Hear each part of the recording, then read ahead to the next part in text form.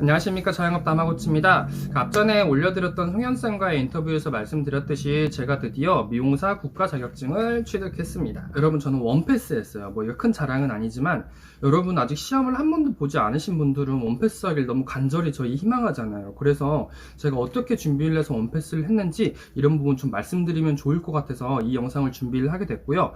여러분들 잘 아시다시피 저는 전문가는 아니에요. 학원에서 여러분들을 지도해 주시는 선생님들처럼 전문가는 아니지만 정말 여러분과 같은 학생의 입장에서 제가 어떤 시험 준비하면서 어떤 부분들을 제가 궁금했고 여러분들도 궁금해 할 만한, 그리고 현장에서 어떻게 시험이 진행되고 좀 더 좋은 팁 같은 건 없을까를 저도 고민을 해본 입장으로서 최근에 여러분들께 알려드리면 좋을 것 같아서 영상을 준비를 하게 됐고, 저보다 잘 아시는 분들이 훨씬 많으시겠죠.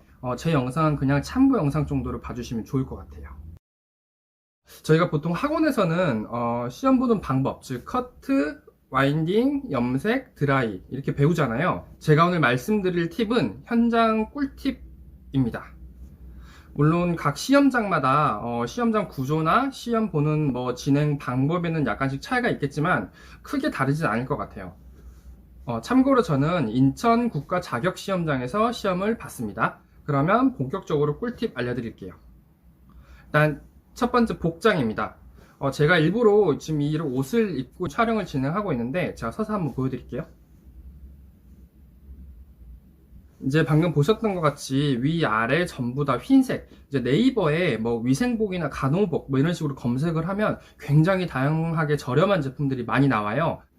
기왕이면 올 화이트를 입으시는 걸 추천드릴게요. 이제 현장에 가보시면 위에 이거 위생복은 전부 다 입고 계신데 검정색 바지에 검정색 신발을 신고 계신 분들도 계시거든요. 근데 규정에는 크게 문제가 없을 거는 같지만 그래도 흰색에 흰색 바지 그리고 흰색 운동화까지 깔끔하게 입으시는 걸 추천드리겠습니다.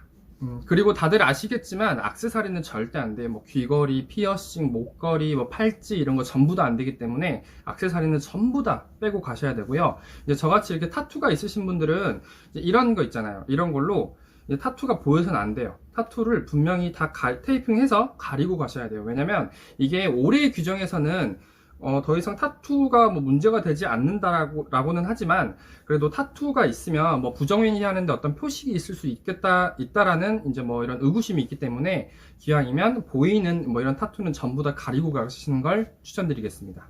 그리고 재료 가방 같은 경우는 저 같은 경우는 가방 큰 거 2개를 가지고 왔거든요. 근데 현장에 가보시면 슈트케이스 같은 거 끌고 오시는 분들도 되게 많아요. 그런데 저는 개인적으로는 2개를 가져가실 거를 추천드리는 이유는 일단 저희가 이런 식으로 제가 또 나중에 말씀드리겠지만 보통 이런 식으로 준비를 많이 해 가실 거예요. 저희가 덧가발 썼던 이 포장지에다가 이런 식으로 커트면 커트, 파마면 파마, 염색이면 염색 이런 식으로 해서 재료를 전날 준비를 해서 가시는 걸 무조건 추천드리고요.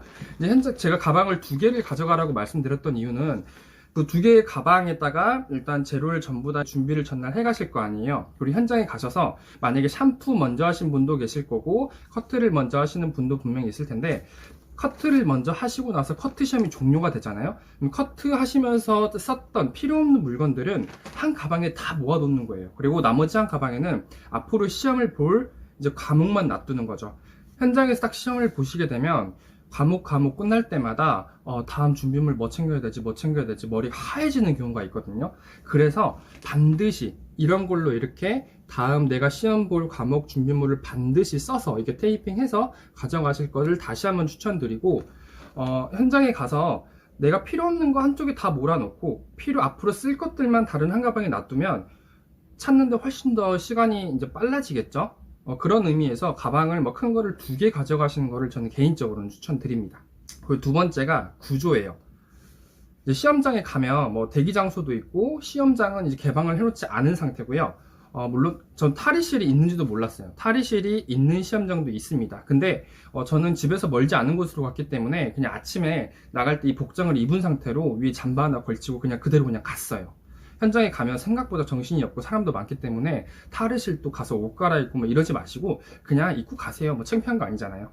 그리고 여러분 시험 시작하기 1시간 전에 무조건 시험장에 도착하실 것을 권해드립니다. 현장에 가셔서 대기 장소에 가서 내가 전날 쌌던 재료들을 다시 한번 점검해 보면서 어떤 게 어디 있었지 다시 한번 이제 리마인드 하시는 시간 갖고 마음의 안정을 쌓고 자신이 본인이 조금 자신 없는 과목에 대해 있어서 뭐 본인이 준비한 영상이나 이런 책 같은 거 보시면서 이렇게 좀 차분하게 기다리시는 걸 추천드리고요. 그렇게 대기하고 있으면 한 시험 시작 한 30분 전쯤에 이제 직원분이 와서 이제 안내를 해주실 거예요.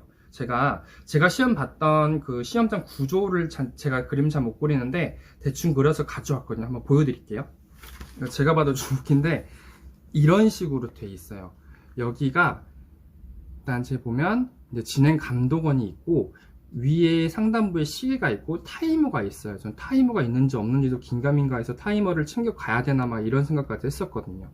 그리고 한 장소에 크게 이렇게 샴푸대가 줄줄줄줄줄 10번, 20번까지 있고 그 다음에 테이블이 1번, 2번, 3번 쭉 10번까지 있고 그 옆에 11번부터 쭉 테이블이 있습니다. 그래서 커트 시험을 먼저 보실 수도 있고 샴푸 시험을 먼저 보실 수도 있지만 저희 같은 경우는 뽑기로 추첨을 했거든요. 공정하게.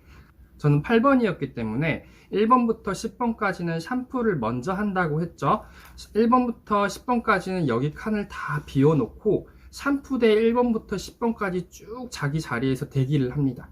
그리고 10번 이후에 번호를 뽑으신 분들은 샴푸가 아닌 커트 자리에서 본인 커트할 세팅을 하시는 거죠. 그런데 좋았던 점이 뭐냐면 저희 같은 경우는 바구니가 하나였어요. 바구니 하나 있는 데도 있고 2개 있는 데도 있다고 하더라고요. 근데 저희는 시험 보기 전에 샴푸를 준비하고 샴푸할 준비가 다 끝나면 커트할 준비까지 커트 재료 세팅할 준비까지 주시더라고요.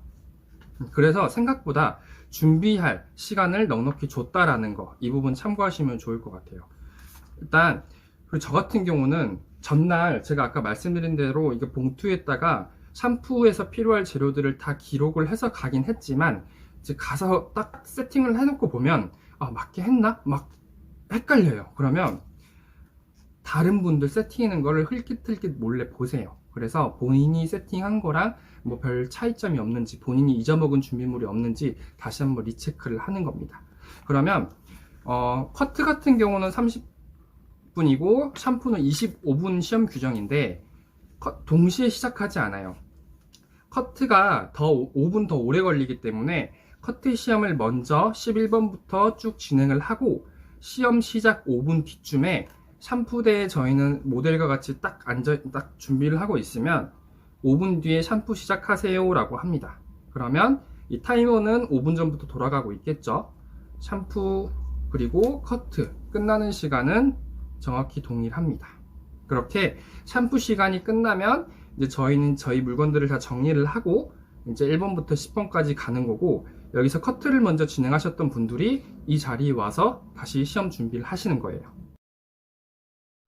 그리고 제가 이런 것들은 누가 알려주지 않아서 가장 헷갈렸던 부분이 저희가 집에서 연습할 때는 커트하기 전에 통가발을 먼저 샴푸를 시키고 하잖아요. 근데 현장 가서 시험 보실 때는 통가발을 샴푸할 시간까지 주진 않아요. 그래서 전날 시험 보러 가기 전에 미리 감겨놓고 수분을 어느 정도 유지할 수 있게끔 비닐봉지 같은 걸 이렇게 싸서 이제 시험장에 가져가는데 저 같은 경우는 통가발을 미리 한 일주일 전쯤에 미리 준비를 해놨다가 그 통가발을 2회에서 3회 정도 뭐 샴푸 린스까지 저는 다 했어요. 그래야 잔머리 같은 게 미리 다 빠져서 시험 당일날 잔머리로 인해서 막 귀찮지가 않아요. 여러분 막 연습하다 보면 막 잔머리 막 삐져 나오고 이런 거 되게 신경 쓰이거든요. 그래서 통가발을 미리 구매를 하셔서 막 2, 3회 정도 먼저 샴푸 혹은 린스 이렇게 먼저 작업해 가실 것을 추천드리고 저 같은 경우는 아침에 이제 시험이었기 때문에 시험 보기 집에서 한 2시간 전쯤에 그때 린스를 해서 그 수분감을 유지한 채로 시험장에 가지고 갔습니다.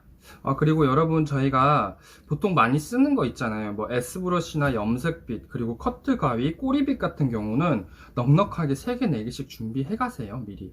왜냐면 저도 연습할 때는 거의 떨어뜨리지 않는 편이었는데 실제로 커트 시험 볼 때랑 와인딩 할 때 빗을 한 번씩 떨어뜨렸어요. 근데 미리 그 사실을 알고 저는 미리 세팅 준비를 해놨기 때문에 빗 또한 두세 개씩 저는 위에 올려놓고 시험을 봤거든요. 그래서 떨어뜨렸음에도 불구하고 당황하지 않고 그거를 쓰레기통에 감독관 좀 티나게 쓰레기통에 딱 버리고 제가 미리 준비해놨던 여분의 빗을 가지고 시험을 봤습니다.